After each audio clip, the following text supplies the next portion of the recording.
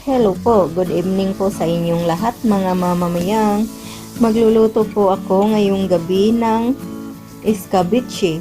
Ito na po ang aking isda na golden pampano, yung galing ito sa sinigang kanina.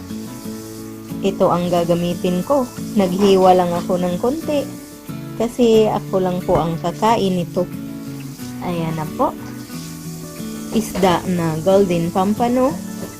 Tapos, bawang, sibuyas, pamintang buo, vinegar or suka, asin, soy sauce, oyster sauce, luya, red bell pepper, green bell pepper, carrots, tsaka itong cornstarch.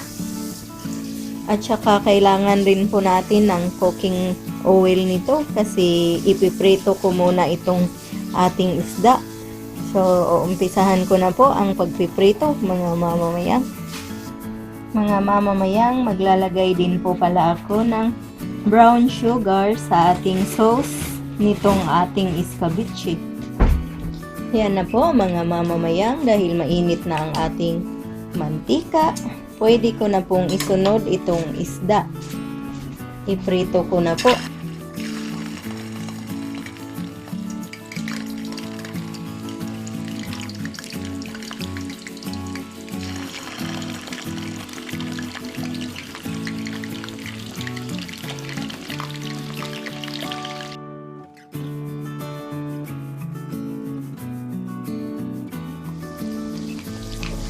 Tatakpan po muna natin ito mga mamamayang para hindi po tumalsik.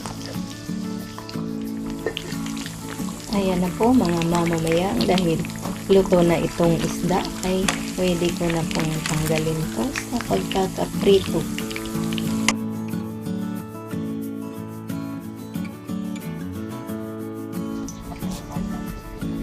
Yan po mga mamamayang, maglagay na ako ng bawang. Iisahin ko na po itong ating ingredients para sa ating sauce.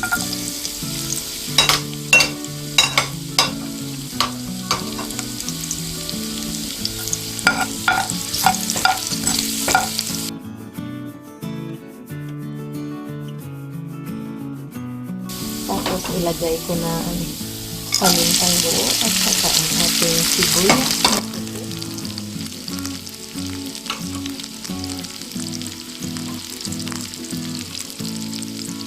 Pagkatapos po ay ilalagay natin ang ating luya.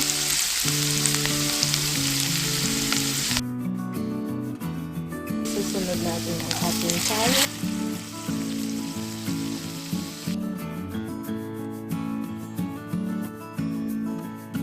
Ilalagay natin ang ating oyster sauce at ang toyo natin. Ayan po.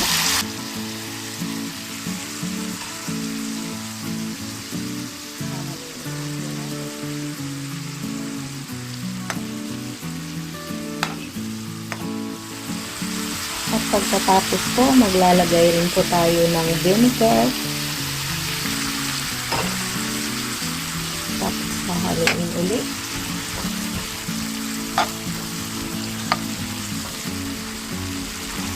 Tapos po, ilalagay na natin ang ating brown sugar. Hahaluin ulit.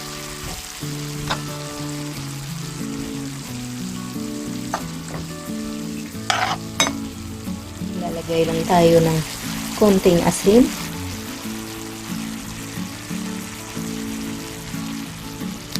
Ayan na po.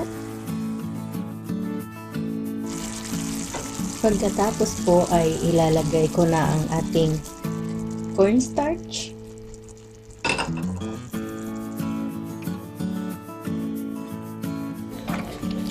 Ayan po mga mamamayang, ang ating sauce.